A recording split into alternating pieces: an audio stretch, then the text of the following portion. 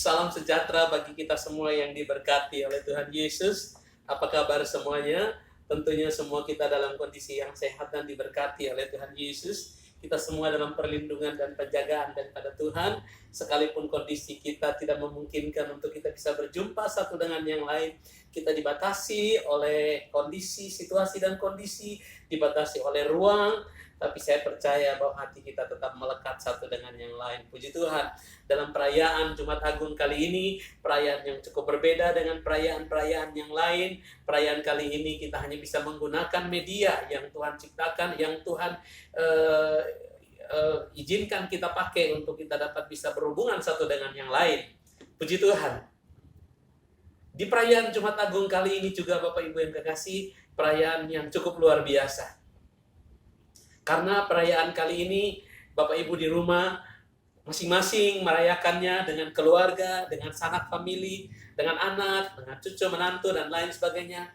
Tapi biarlah kita merayakan kali ini dengan kenikmatan surgawi. Kita menikmati perayaan ini sebagai satu perayaan yang mungkin tidak terulang kembali. Perayaan yang mungkin tidak bisa diadakan 2 kali lagi dengan situasi dan kondisi seperti ini. Tapi Tuhan izinkan ini semua untuk mendatangkan kebaikan bagi kita yang mengasihi Tuhan. Haleluya. Puji nama Tuhan. Tuhan Yesus memberkati kita semua. Saya akan mengajak kita Bapak Ibu, saudaraku yang kekasih, untuk membuka Alkitab kita di dalam Injil Lukas pasal 23 sebagai landasan firman Tuhan untuk kita berbagi pada saat perayaan Jumat Agung kali ini. Lukas pasal 23 ayat yang ke-44 sampai 49, demikian bunyi firman Tuhan. Yesus mati. Ketika itu hari sudah kira-kira jam 12, lalu kegelapan meliputi seluruh daerah itu sampai jam 3. Sebab matahari tidak bersinar dan bait suci terbelah 2. Lalu Yesus berseru dengan suara nyaring, "Ya Bapa, ke dalam tangan-Mu kuserahkan nyawaku." Dan sesudah berkata demikian, Ia menyerahkan nyawanya. Ketika kepala pasukan melihat apa yang terjadi, ia memuliakan Allah, katanya, "Sungguh orang ini adalah orang benar." Dan sesudah seluruh orang banyak yang datang berkerumun di situ untuk tontonan itu melihat apa yang terjadi itu, pulanglah mereka sambil memukul-mukul diri. Semua orang yang mengenal Yesus dari dekat, termasuk perempuan-perempuan yang mengikuti Dia dari Galilea, berdiri jauh-jauh dan melihat semuanya itu. Ini adalah peristiwa kematian Tuhan Yesus di atas kayu salib. Nah, Bapak Ibu yang kekasih, apa makna atau arti daripada kematian Yesus bagi kita? Peristiwa yang dicatat dalam Alkitab ini, peristiwa kematian Yesus, mengisahkan tentang penderitaan dan pengorbanan Yesus di atas kayu salib. Penderitaan yang dilakukan buat siapa? Pengorbanan yang dia lakukan bagi siapa? Penderitaan dan pengorbanan yang dilakukan bukan untuk dirinya sendiri, bukan untuk dirinya, tapi pengorbanan dan penderitaan yang dilakukan yaitu buat saudara dan saya. Bapak Ibu yang kekasih, yang harus dimaknai oleh umat Kristen dalam perayaan Jumat Agung kali ini, yaitu Yesus telah menjadi korban bagi kita semua. Oleh sebab itu, Bapak Ibu yang kekasih, kekristenan tanpa salib itu bukan kekristenan. Karena kekristenan, saudaraku yang kekasih, selalu berhubungan dengan salib Kristus. Tanpa salib, maka Kristen nggak ada. Tidak ada kekristenan tanpa salib Kristus. Oleh sebab itu, mari kita melihat kepada salib itu yang mengajarkan kepada kita bagaimana Yesus mengorbankan dirinya buat orang lain, bagaimana Yesus mengorbankan dirinya bagi saudara dan saya. Mari kita maknai ini semua, mari kita melihat ini semua. Dalam perenungan kita di rumah kita masing-masing, dalam perenungan kita kali ini, mari mata kita tujukan dengan sungguh-sungguh kepada salib Kristus. Ada apa di balik salib Yesus? Ada apa gerangan dengan salib Kristus? Mungkin waktu-waktu yang lalu kita merayakan perayaan Jumat Agung dengan kondisi yang biasa-biasa saja. Ada orang-orang Kristen yang hanya dapat ke gereja ketika Paskah, ketika kematian Tuhan, ketika perayaan Natal, dan lain sebagainya. Tanpa memaknai sesungguhnya apa makna di balik salib daripada Kristus. Salib dari salib Kristus. Apa makna dari salib Kristus? Oleh sebab itu hari ini saya akan membahas bersama-sama dengan kita di pemahaman yang sederhana bagi kita untuk mengingatkan kita semua bagaimana kita mengingat kembali pengorbanan dan penderitaan Yesus dan apa yang harus kita maknai, apa yang harus kita lakukan dalam kehidupan kita sehari-hari. Kita harus melihat ini semua, melihat pengorbanan Kristus sebagai dasar dari kekristenan. Kalau kita melihat pengorbanan Yesus buat orang lain, maka kita akan dihindari dari hal-hal yang saudaraku yang kasih saling menghakimi satu dengan yang lain.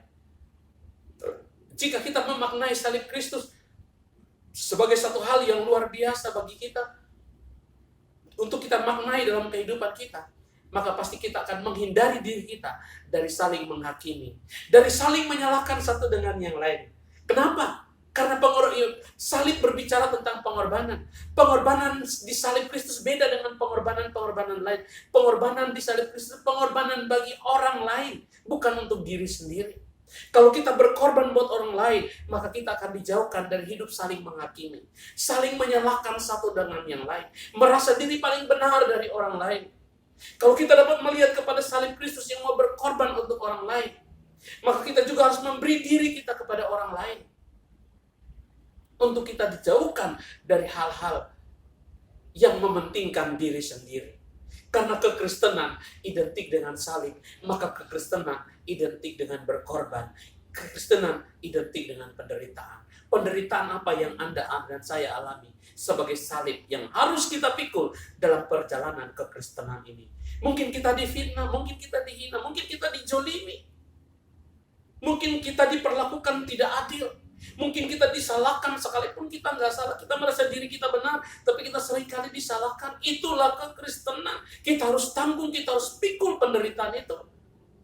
Kita harus memikul penderitaan itu dengan kesetiaan. Kita harus memikul salib itu dengan setia. Sama seperti Yesus memikul salib sampai mati. Bahkan mati di atas kayu salib. Dalam kesetiaannya, dia tidak pernah membalas apa yang diperlakukan kepadanya.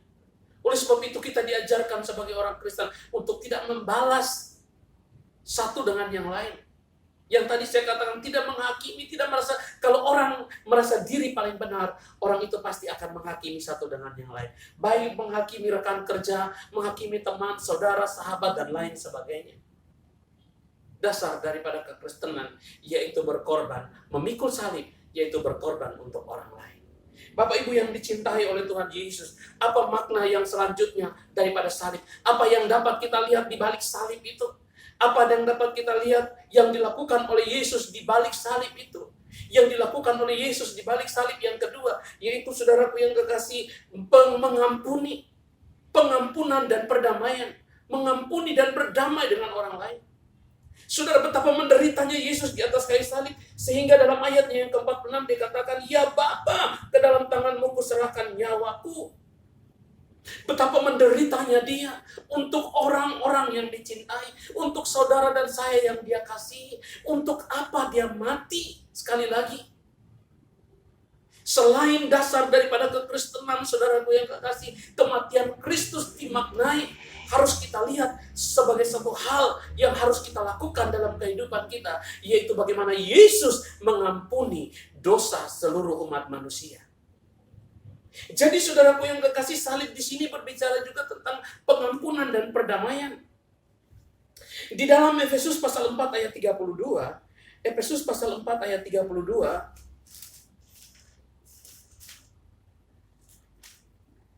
dikatakan seperti ini, "Tetapi hendaklah kamu ramah seorang terhadap yang lain, penuh kasih mesra dan saling mengampuni, sebagaimana Allah di dalam Kristus telah mengampunimu." Berapa banyak di antara kita yang sulit sekali untuk mengampuni orang lain? Berapa banyak di antara kita yang masih menyimpan dendam dan sakit hati kita kepada orang lain, kepada sesama kita?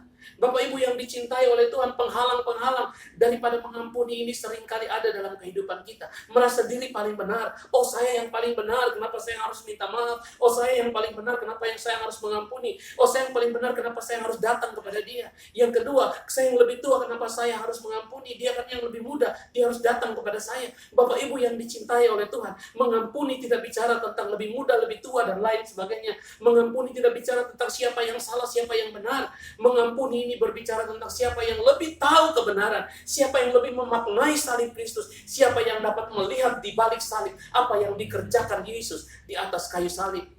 Bapak Ibu yang dicintai oleh Tuhan, kata hendaklah dalam Efesus 4 ayat 32 ini mengandung satu perintah. Hendaklah kamu saling mengampuni seperti Allah dalam Kristus Yesus telah mengampuni kamu. Kata hendaklah di sini satu perintah, dan kata perintah itu harus dilakukan. Perintah yang harus kita lakukan, dan pengampunan ini adalah perintah, dan perintah harus kita lakukan. Orang tua memerintahkan kita, pemerintah, petinggi-petinggi kita memerintahkan kita untuk kita tinggal diam di rumah, kita tunduk kepada perintah itu. Apalagi Bapa di surga memerintahkan kita untuk saling mengampuni. Mari kita saling mengampuni satu dengan yang lain. Apabila ada orang lain yang berbuat salah kepada kita, sama seperti dalam Lukas pasal 23 ayat 34 dikatakan, ya Bapa, ampunilah mereka sebab mereka tidak tahu apa yang mereka perbuat. Ketika ada orang lain yang berbuat salah kepada kita, firman Tuhan memerintahkan kita untuk mengampuni. Karena mungkin apa yang mereka lakukan itu mereka tidak tahu apa yang mereka lakukan. Alkitab hanya mengatakan kita mengampuni, bukan menghakimi, bukan menyalahkan. Firman Tuhan mengajarkan kepada kita untuk merendahkan diri, berdoa. Bukan saling menyalahkan, bukan saling menghakimi satu dengan yang lain. Merasa diri paling benar, merasa diri paling suci, merasa diri bahwa surga adalah milik pribadinya. Orang lain salah, orang lain berdosa, orang lain masuk neraka, dan surga hanya milik saya. Oh no! Bapak Ibu yang dicintai oleh Tuhan, Alkitab katakan hendaklah kita saling mengampuni. Siapa yang lebih tahu kebenaran, dia yang harus lebih dulu mengampuni. Yang namanya perintah harus dilaksanakan dan harus dilakukan.